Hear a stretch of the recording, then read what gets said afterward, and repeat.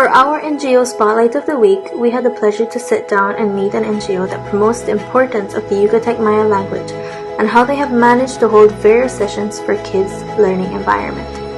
As I sat down with Miss Adela and the kids, it still amazes me of how important a language's survival depends on its people.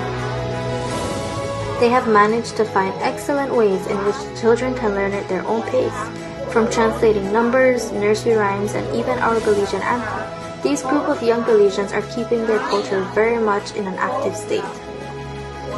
As I sat down with Miss Adela, she did mention that currently, with the students that she has, they have managed to count all the way to the number 20. With teaching so many kids, they keep finding very interactive ways to teach every single child. She did mention that when they started this project, it was at the favor of these kids. They reached out to her, wanting to learn their language so that they can break the barrier between language from their grandparents to them, and they can get more closer to their families and to their culture. In terms of preserving the language is crucial, but the importance of the children is a critical threat. Because, as you know, your tatitos lo hablan, tú no lo entiendes. Tu mamá tal vez lo entiende, pero no lo habla, tú no lo hablas ni lo entiendes. Así que tus hijos y estos niños no están en ese mismo lugar. So they are the thread for us to preserve the language. So we're very excited. Within their class right now, there are currently 12 students within the ages of 4 to 12 years old.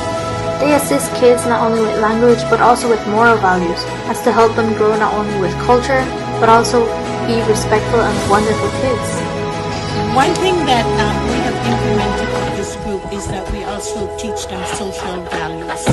So the first topic that we address at the beginning of the class is one social value, and we have 10 values. So like generosity, gratitude, being happy, respect, honesty, kindness, courtesy, all those things. So as we build on that, so every week you see they're opening their minds so they know. I had the opportunity while speaking to them for them to hold a very nice presentation for me where they stood up and sang the national anthem in their own language with such amazing pride. As I sat down with them, I am reminded that learning can happen anywhere. They have learned child-friendly games, music, and even have their own puppet who they call Cecile. This puppet allows them to understand within a level that they can considering their ages. It makes it child-friendly and very interactive for them. What an amazing way to dive into the beautiful world of the Yucatec language. As I sat down, it's truly amazing to know that the Yucatec Maya language is kept alive by generations and generations of young people, and that the want of knowing these languages is still very much present in various communities. A quote that I am reminded of is, when a language dies, a way of understanding the world with it, a way of looking at the world dies as well.